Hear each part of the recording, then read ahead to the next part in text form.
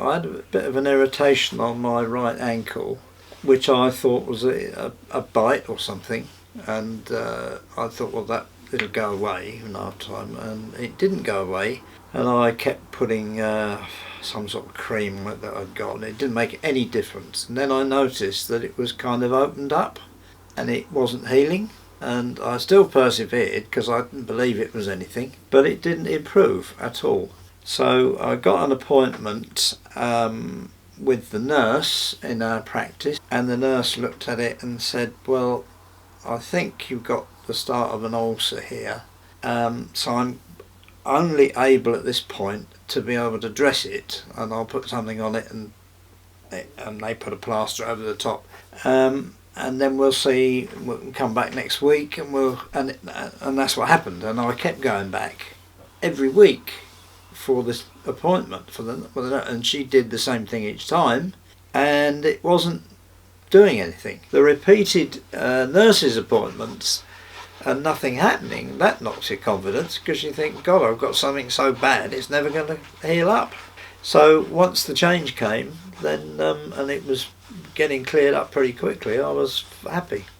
Bob's story describes the power of immediate and necessary care.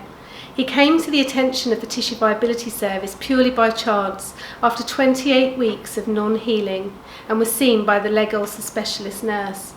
He received the immediate and necessary care, including the application of mild compression once the red flags were eliminated. He attended the leg ulcer clinic, and after 1 week his ulcer had healed.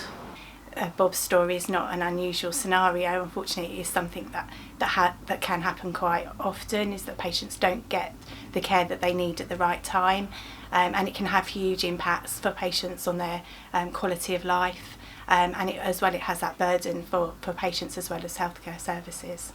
I think the main thing is you wonder why you've got it. You know, is there some underlying reason that you've suddenly got it? Because I've never had one in my life, ever. So what's happened? Have I done something that I don't know about?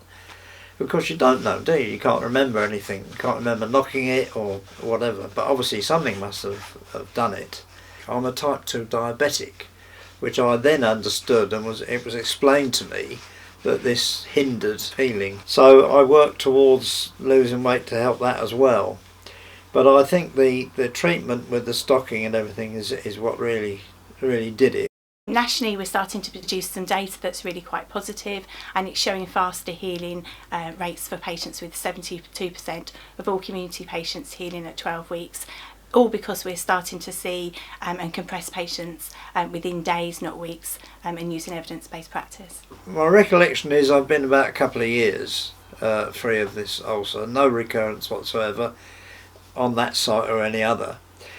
But I think the treatment with the stocking and everything is what really did it. So the National Wound Care Strategy sets to improve wound care standards so that patients receive the right care at the right time. And so it's about getting patients into the right treatment earlier on in a patient's journey, so that they're more likely to heal. Over the past few years, the Specialist Leg Ulcer Service has been working closely with the ICB to evaluate and transform leg ulcer services across HCT.